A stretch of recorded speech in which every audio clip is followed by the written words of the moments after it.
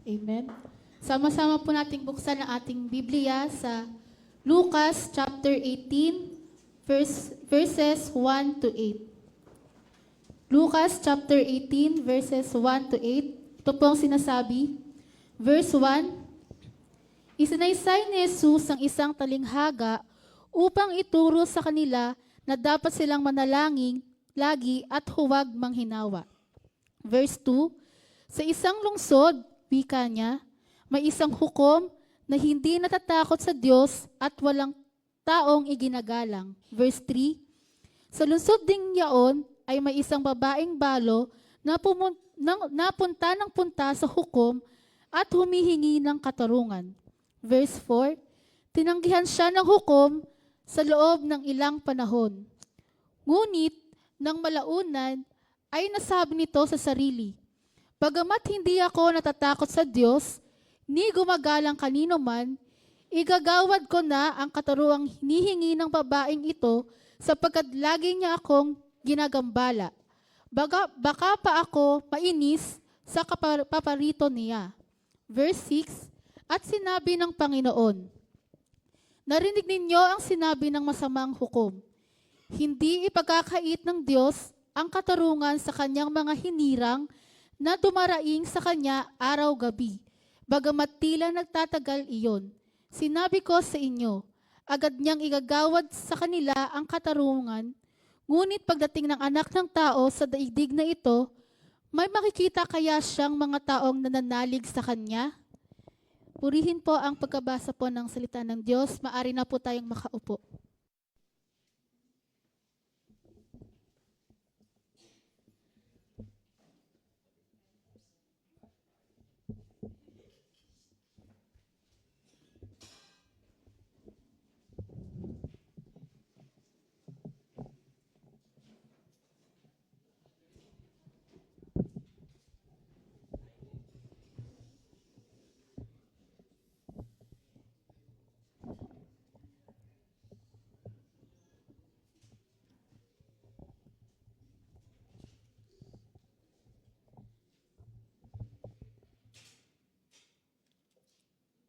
Check. Yan. Lamig eh, no? Nginginig kayo eh. So yun, magandang umaga po muli sa bawat isa at higit po lahat sa atin pong Panginoon. At yun po, ito po ay last week na ng 2024. Parang dumaan lang yung 2024, no? Parang kabibili lang ng mga bagong gamit saka ng kagagawa lang ng church. Magtatapos na pala ang taon, magta-2025 na. So ayun, dahil huling linggo to ng taon, ay salamat sa Diyos dahil makakapakinig tayo ng kanyang mga salita sa mga oras na ito. At bago po tayo magsimula, tayo po muna ay manalangin. Aming Diyos, salamat sa pagkakataong ito, Panginoon, na Ikaw ang nagbigay sa bawat isa. Salamat, Panginoon, sa mga salita mo na amin pong maririnig sa umaga pong ito. Patuloy na kayo ang humawak sa bawat isa sa amin at patuloy na Ikaw ang humawak sa aming mga puso't isip, Panginoon, na tanggapin ang inyong pong mga salita. Maraming salamat, Panginoon, sa mga salita mo na nagpapalakas sa bawat isa sa amin at patuloy na Ikaw lamang, Panginoon, ang aming may pagmalaki sa pang-araw-araw na aming ginagawa. Maraming pong salamat sa inyo muli. Ikaw ang maitaas parangalan sa pangalang Panginoong Hesus. Amen. So yun po ang atin pong pag-aaralan sa umagang ito is yung about sa persistent widow o sa ibang salin, unjust judge yung nakasulat. Pero sa akin, tungkol sa mapilit na balo. So tungkol sa mapilit na balo. So kung titignan natin sa chapter na ito'y tinatalakay ni Jesus dito is yung about prayer, panalangin, para wag panghinaan ng loob ang kanyang mga lingkod. So kung titignan natin kung aatras tayo ng Lucas, titignan natin ng 17 verse 20 hanggang papuntang 18, 1 to 8, ay nagtanong ang mga Pariseo sa ating Panginoong Yesus kung kailan darating yung kaharian ng Diyos. At sinabi din dito ni Jesus ang kanyang pagbabalik, patungkol sa kanyang pagbabalik ay tulad ng hindi na nalalaman ng isang tao, kundi ito'y biglaan ang pagbalik ng ating Panginoon at walang nakakaalam tungkol sa pagbalik ng ating Panginoon. Sinabi niya ito sa kanyang mga alagad at yon, tulad ng Sodom at Gomorrah na hindi alam ng Sodom at Gomorrah na gugunawin na pala sila, na babagsak pala sa kanila yung asupre na umaapoy. At ganun din sa panahon ni Noe na nagkakasayaan ng bawat tao, yung pala babaha. Ganun ang pagdating ng ating Panginoon, biglaan, walang nakakaalam, hindi alam ng tao, ni presidente, ni hari, hindi alam kung kailan darating ang Panginoon. Biglaan. At sinabi yon ng ating Panginoon sa kanyang mga alagad. At kung titingnan natin sa pagpapatuloy ng sinasabi ng Panginoon, yung judgment naman patungkol sa mga patay. Sabi nga dito sa last verse ng chapter 17, kung saan naroon ang bangkay, doon din nagtitipon ng mga buitre. Na ibig sabihin, yung buitre is judgment. Kung saan may patay, nandun yung judgment ng Diyos. Wala nang magagawa ang patay, kundi tukain na lang ng buitre. Walang magagawa ang patay, kundi judgment ang kakaharapin niya sa harap ng Panginoon. So, yun yung sinabi ni Jesus Christ sa kanyang mga alagad at tinalon niya dito sa may 18. Isinalaysay ni Jesus sa kanyang mga alagad ang isang talinghaga para ipakita sa kanila na kailangan nilang manalangin lagi at huwag manghinawa. So, kung titingnan natin sa patungkol sa pagbabalik ng ating Panginoon, kung titingnan natin sa Mateo 22, about sa pagbabalik ng ating Panginoon, makikita natin dun yung 22-24, ating 24 yon, yung dadanasin ng mga Kristiyano bago dumating ang ating Panginoon. Magdadanas ng hirap ang mga Kristiyano. Magdadanas ng lindol, ng sakuna, di ba? Ng taggutom, ng gera, at uusigin yung mga Kristiyano. At maraming tatalikod sa pananampalataya dahil sa hinaharap nilang pagsubok, dahil sa hinaharap na pagsubok. Pero sabi ng Panginoon, ang manatiling hanggang wakas ay siyang maliligtas. Yun yung patungkol sa pagbabalik ng ating Panginoon. At kung titignan din natin dito, tinapik niya muna yung patungkol sa kanyang pagbabalik at tinalon niya sa 18 na kailangan ninyong manalangin at huwag manghinawa upang hindi kayo panghinaan. Titingnan natin sa talinhagang ito, idinaan ng ating Panginoong Yesus sa talinhaga ang pagturo kung paano manalangin ang isang lingkod ng ating Panginoon. Una, sinabi niya muna ito sa kanyang mga alagad. Dahil, yun nga, sa pagbabalik ng ating Panginoon, mararanasan nila ang hirap na dadanasin ng Kristiyano. So, ayun, kung titingnan natin sa verse 1,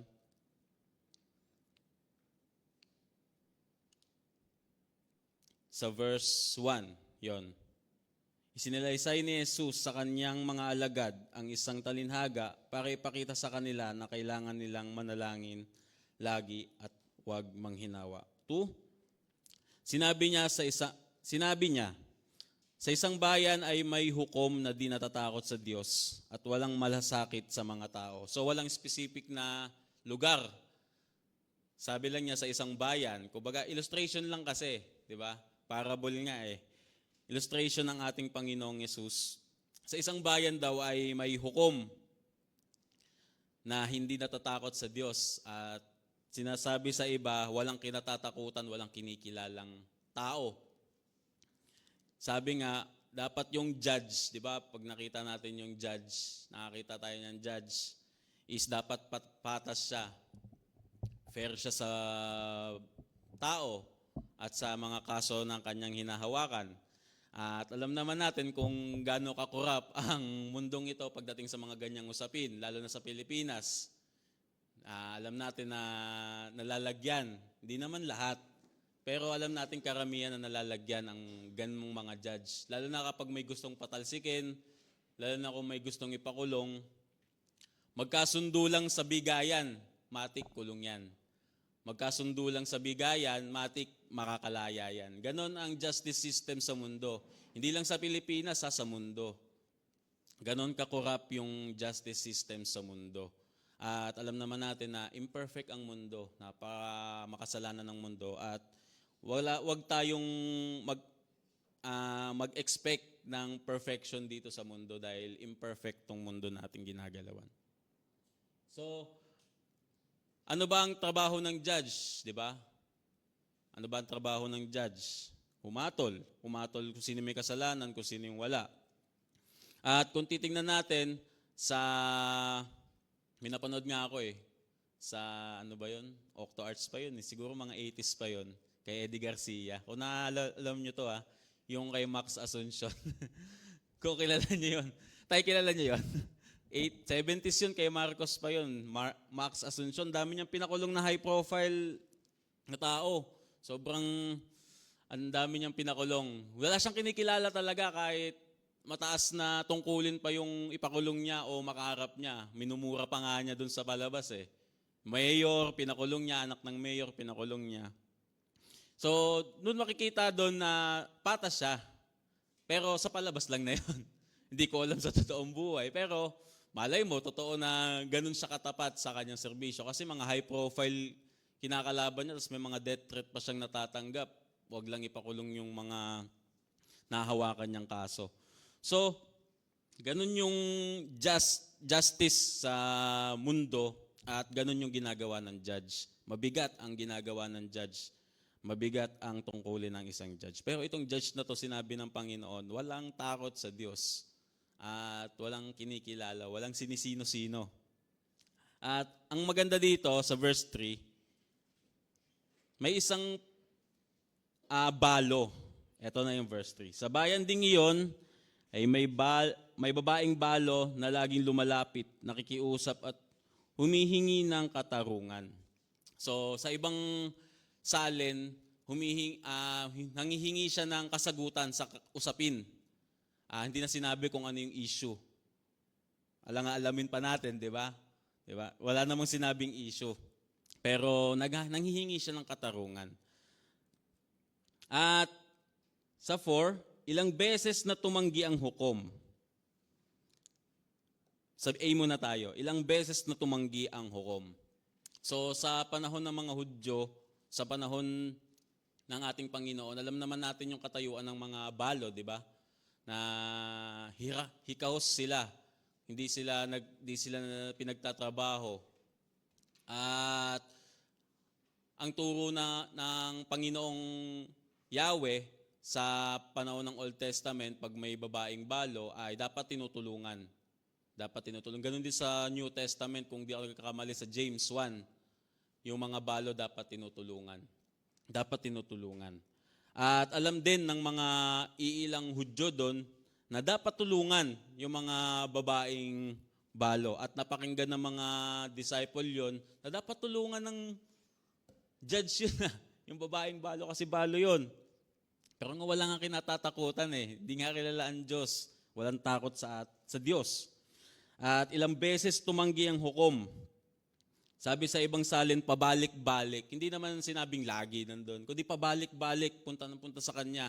Sa mahabang panahon, punta yung balong ito na nanghihingi ng katarungan na nangungulit na sa hukom na yon. At sabi-sabi, sa wakas, sinabi niya sa sarili, bagaman wala akong takot sa Diyos at walang malasakit sa mga tao, bibigyan ko ng katarungan ang balong ito bago ako mainis sa pagpaparito niya. So, ang reason, dahil pinagbigyan niya yung babaeng balo, hindi dahil siya naawa siya. Hindi dahil sa nagkaroon siya ng compassion. Hindi dahil sa nagkaroon siya ng love sa babaeng yon, kundi dahil may inis na siya. Pagbibigyan ko to kasi nakakainis na. Ganon. Pag kinukulit tayo ng ating sa mga magulang, di ba? Pag nangihingi yung mga anak natin, di ba? Minsan ba binibigyan natin dahil makulit lang sila o dahil mahal natin sila? Di ba? Karamihan kasi makulit no? Lalo na pag sumigaw na sa mall. Wah! Laruan! Pag ginanon ko si mama dati, tapos tinitigan na ako, tapos ka sa bahay. May babalatan ng buhay, di ba? Mga dating bata, alam yun Pag kumulit yung bata, tapos tinitigan ng nanay, nako, mag-pray ka na. Kasi pag uwi mo, tiyak na palo ang gagawin sa'yo. So itong judge na to, pinagbigyan niya yung babaeng balo, hindi dahil sa nagkaroon siya ng compassion. Wala nga siyang takot sa Diyos Pinagbigyan niya lang kasi nakukulitan na siya. Pabalik-balik na yung balo Nakakainis na daw, nakakainis na. Kaya niya pinagbigyan. Yun yung reason, kaya niya pinagbigyan yung balo. Hindi yung dahil na na-trigger na siya ng kanyang pagmamahal. O, di ba, may love pa rin sa puso ng judge na yon, ganyan. May compassion pa rin. Hindi. Makulit. Dahil nakulitan na siya, maiinis na siya. Yun yung sinabi ng ating Panginoon. At sa 6, sinabi ng Panginoon, narinig ninyong sinabi ng likong hukom, hindi ba ipagkakaloob ng Diyos ang katarungan sa kanyang mga hinirang at dumaraing sa kanya araw at gabi? Sila ba'y pababayaan niya? Sila ba'y pababayaan niya? So, kinumpara na ng Panginoon itong likong hukom sa kung sino yung Diyos na ating sinasamba. Sa Diyos na ating sinasamba. Hindi ba pakikinggan ng Diyos ang iyak ng kanyang mga hinirang araw at gabi? Hindi ba pagbibigyan ng Diyos? Compassion ng Diyos, sobrang mapagmahal ang Diyos, lahat perfect na love ang nagmula sa ating Panginoon. Hindi ba pagbibigyan ng Diyos ang kanyang hinirang, ang kanyang anak, sa daing araw at gabi? Itong persistent widow na to at saka yung judge, likong judge pa nga, di ba? Pinagbigyan niya lang dahil sa kakulitan. Pero itong ating Panginoon, hindi. Pinagtutugunin niya ang kanyang mga hinirang sa pag-iyak dahil sa kanyang pagmamahal sa kanyang mga anak. Dahil sa pagmamahal sa kanyang mga anak. In-encourage ng ating Panginoong Jesus ang mga disipulo, even yung mga nakikinig sa kanya, lingkod ng Panginoon. Diba? In-encourage na kung sino talaga ang Diyos, kung sino ang Diyos na kanilang sinusunod, kung sino ang Diyos ng kanilang mga ninuno, kung sino talaga ang Diyos. Kasi nga, di ba, nag-antay sila ng ilang taon 400 years, dahil tahimik ang Diyos. Tama, 400 years na hindi natahimik ang ating Panginoong Yahweh. At dumating ang ating Panginoong Jesus. Sinabi niya ito, na-encourage niya yung mga disipulo na hindi ba pagbibigyan ng Diyos, hindi ba tutugunin ng Diyos ang kanyang minamahal? Hindi ba tutugunin ng Diyos ang kanyang mga anak sa pagdaing araw at gabi? Kung idudugtong natin to sa paghihirap sa Mateo 24, di ba, patungkol sa pagbabalik ng ating Panginoon, tungkol sa pag-uusig na kanilang mararanasan, sa pag-iyak ng mga lingkod ng Diyos dahil sa paghihirap na mararanasan, di ba tutugon ng Diyos? Hindi ba tutugon ng Diyos sa daing ng mga lingkod niya? In-encourage niya. In-encourage ng Panginoon na ito Diyos to. Yung in-illustrate ko sa inyo, unjust lang yon, unjust judge yon. Pero pinagbigyan pa rin ng persistent widow, pinagbigyan pa rin ng balo. Pero ito, Diyos to. Mapagmahal to.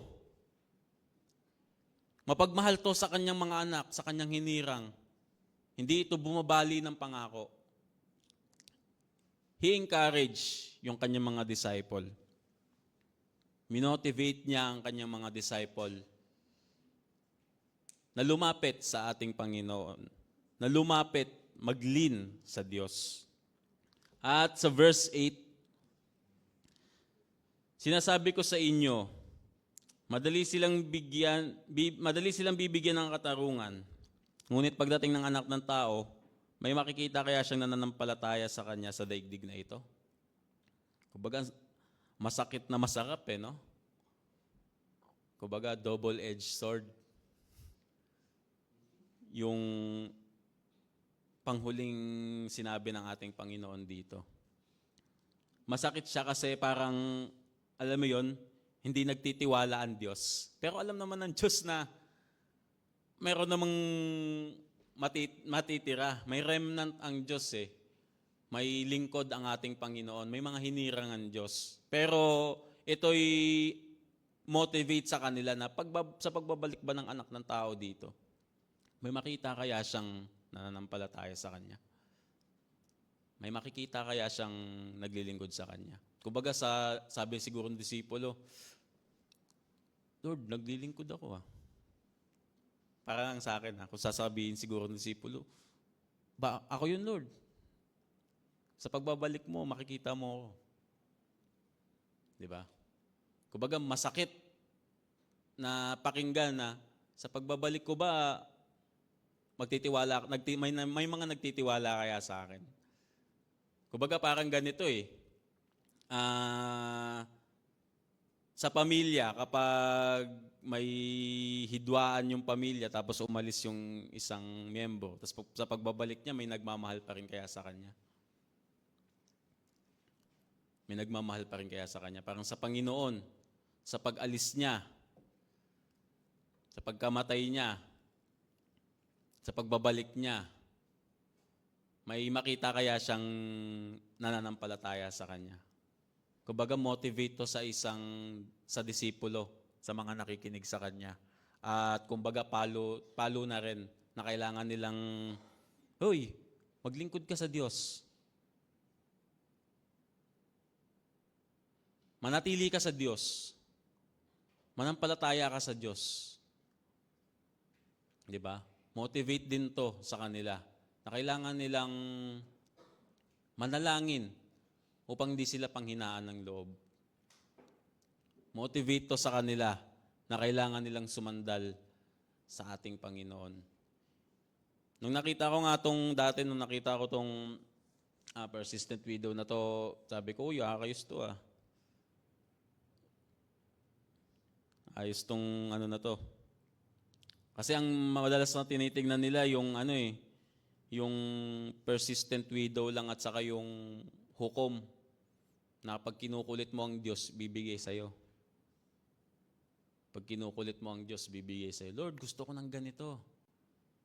Lord, gusto ko ng ganito. Di pala kalooban ng Diyos, pero kinukulit mo ang Diyos patungkol doon. Tapos pag di binigay ng Diyos, magtatampo ka, di ba? Di naman na siguro tayo ganun kakitid yung utak no? Para ganun yung ating pag-iisip. Pero kung meron man, di ba? Pa sa Diyos natin, nawa hindi dito, kundi sa labas, di ba? Nawa hindi dito sa atin, kundi sa mga nakakasalamuhan natin. Alam natin na hindi ganun yung kanilang learning pagdating sa salita ng Diyos. At kailangan nating ipaunawa sa kanila. Hindi natin kailangan na alipustahin sila na, ba't di mo to alam? Hindi natin kailangan gawin yon, kundi bigyan natin sila kung ano yung natanggap natin sa ating Panginoon. Ibigay natin sa kanila kung ano yung natanggap natin sa Panginoon. Kung di nila tanggapin, edi wag. Ang Diyos na ang bahala doon. Basta gawin natin kung ano yung pinapagawa ng ating Panginoon. At yun nga, patungkol to sa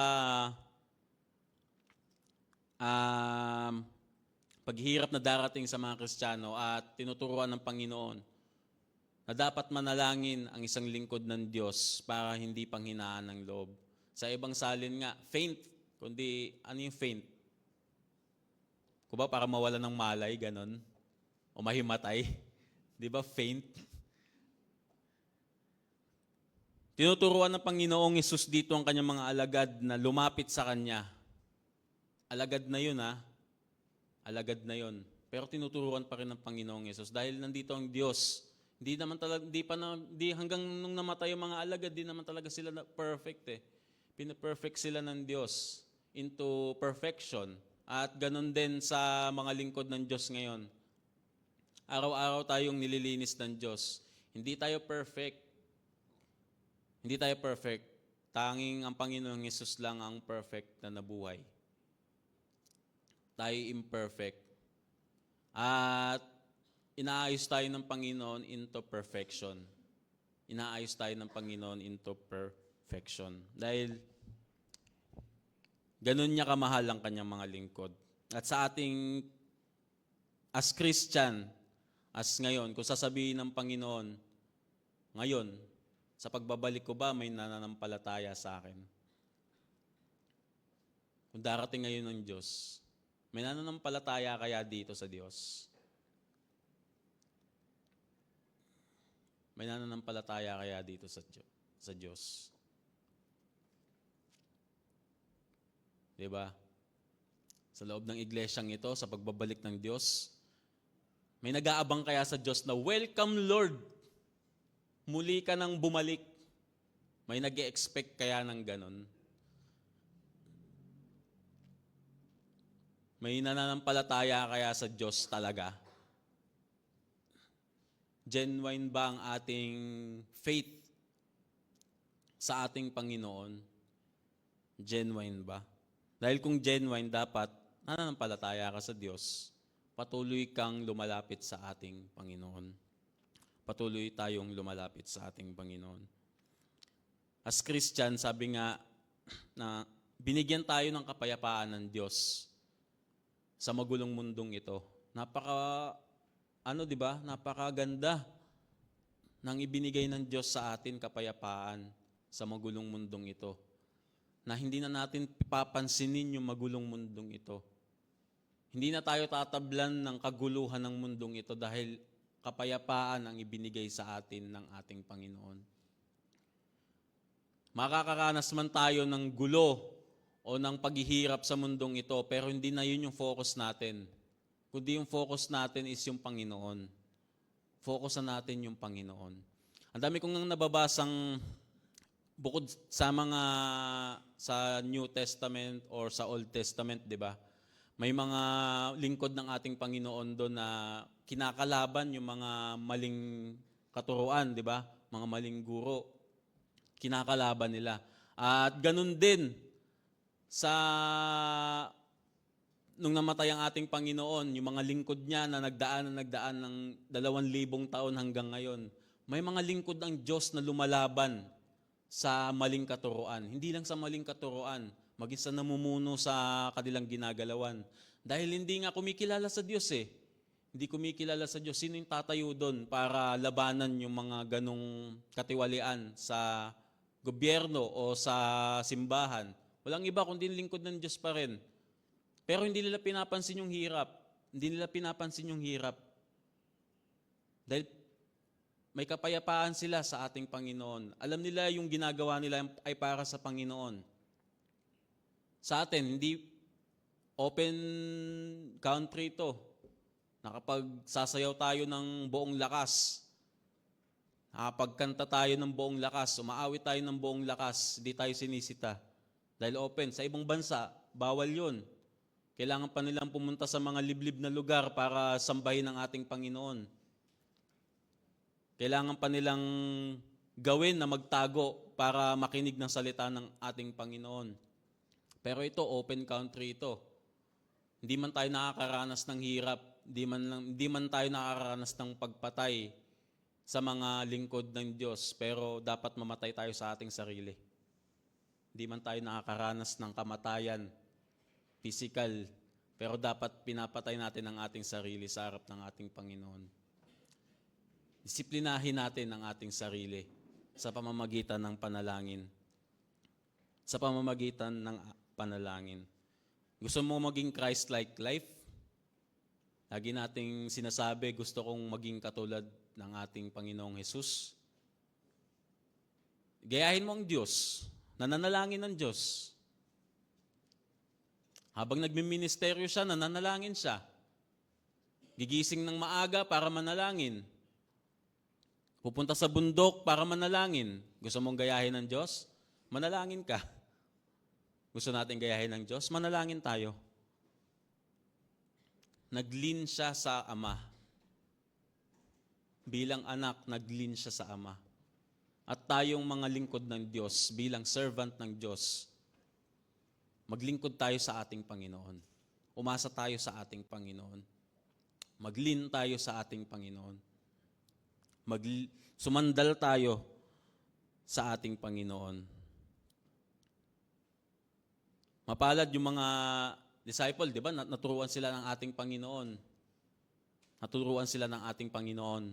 At pinapaabot naman sa atin ng Diyos sa pamamagitan ng kanyang mga salita na dapat tayong mag-aral ng kanyang mga salita. Dahil paano natin malalaman yung will ng Diyos kung hindi tayo magbubuklat ng kanyang mga salita?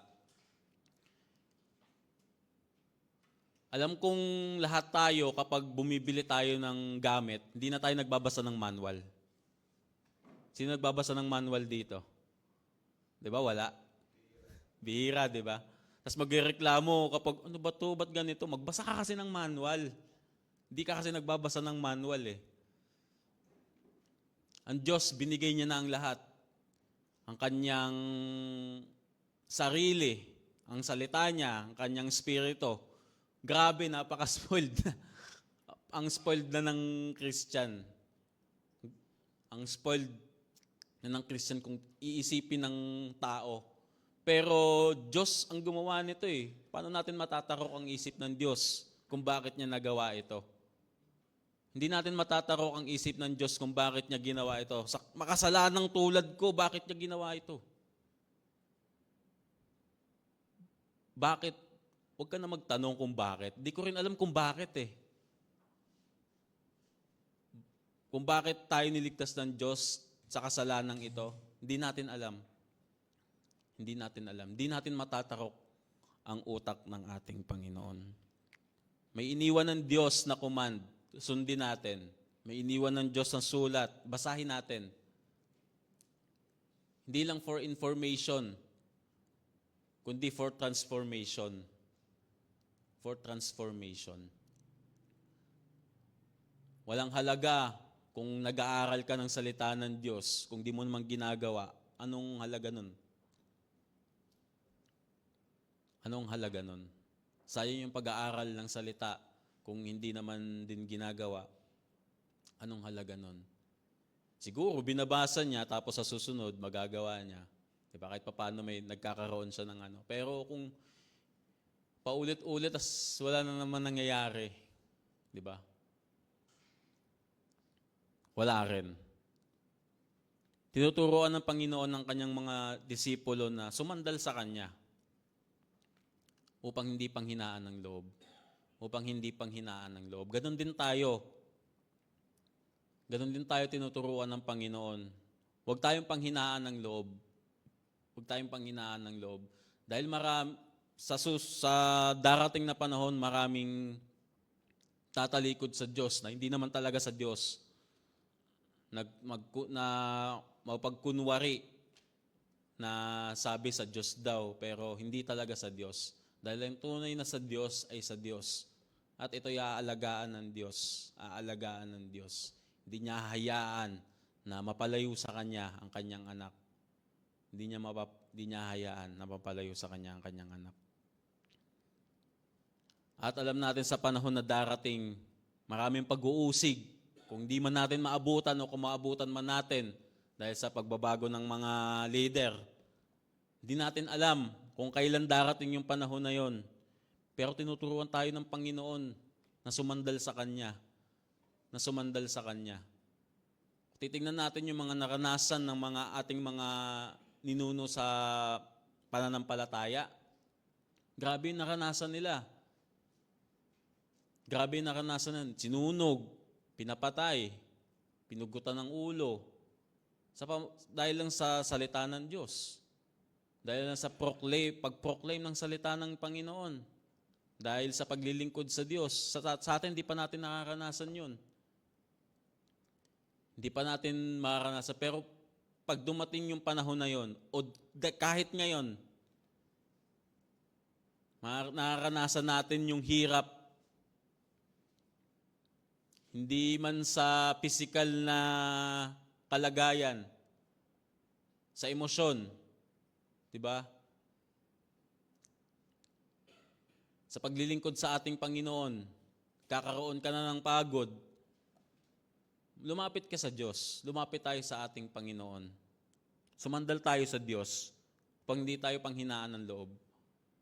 Na parang nawawalan ka na ng pag-asa sa paglilingkod sa Diyos. Lumapit ka sa Diyos. Mas lalo kang lumapit sa ating Panginoon. Mas lalo tayong lumapit sa ating Panginoon.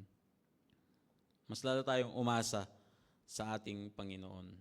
Nag-iwan ng Diyos ng sulat, basahin natin. Nag-iwan ng Diyos ng banal na Espiritu para makausap natin ang ating Panginoon. Gamitin natin. Ang Panginoong Jesus, nag-example siya. Kinakausap niya yung Ama. Nawa ganun din tayo. Kausapin natin ang Diyos. Bilang tao. Ang Diyos, naging tao. Kinausap niya yung Ama. Naging example siya. Tayo rin, kausapin natin ang Diyos. Kausapin natin ang Diyos. Sa pagtatapos ng taon, 2025 na, di ba? Hindi ko naman alam yung kalagayan nyo sa Diyos. Pero nawa, kausapin natin ang Diyos, hindi lang next year. Hindi lang next year. Kundi ngayon na. Huwag na natin pa sa bukas. Umasa tayo sa Diyos araw-araw. Basahin natin ang salita ng Diyos araw-araw. Upang hindi tayo panghinaan ng loob. Upang hindi tayo panghinaan ng loob. Yung kanyang mga salita ay nagbibigay ng encouragement sa atin. Yung kanyang salita ay nagmo-motivate sa atin upang magpatuloy tayo sa paglilingkod sa Kanya. At yung banal ng Espiritu magpapaalala sa atin ng Kanyang mga salita upang patuloy tayong maglingkod sa ating Panginoon. Sa Kanyang pagbabalik. Sa Kanyang pagbabalik. Makita ng Panginoon na naglilingkod tayo sa Kanya. Makita ng Panginoon na may pananampalataya tayo sa Kanya. At yun lamang po ang salita ng ating Panginoon. Magandang umaga po sa bawat isa. Tayo po'y manalangin. Aming Ama, salamat sa mga salita mo, Panginoon, na inyo pong binigay sa bawat isa. At patuloy, Panginoon, na nagbibigay ng kalakasan sa bawat isa sa amin nawa. Turuan mo pa kami na inyo pong mga salita, Panginoon, kung paano umasa sa inyo. Kung paano, Panginoon, na sumandal, Panginoon, sa inyo pong mga salita, na hindi po sumandal sa aming sariling lakas at karunungan. Patuloy na ikaw, Panginoon, ng mapaglingkuran namin hanggang sa muli mong pagbabalik, Lord. Patuloy na ikaw, Panginoon, ang aming asahan. Ikaw, Panginoon, ang aming makita, Panginoon, sa lahat ng pagkakataon. At patuloy na bigyan mo kami, Panginoon, ng lakas na lumapit sa inyo at umasa, Panginoon, sa magagawa mo. Maraming salamat, Panginoon, muli. Ikaw ang maitaas sa pangalan ni Jesus. Amen.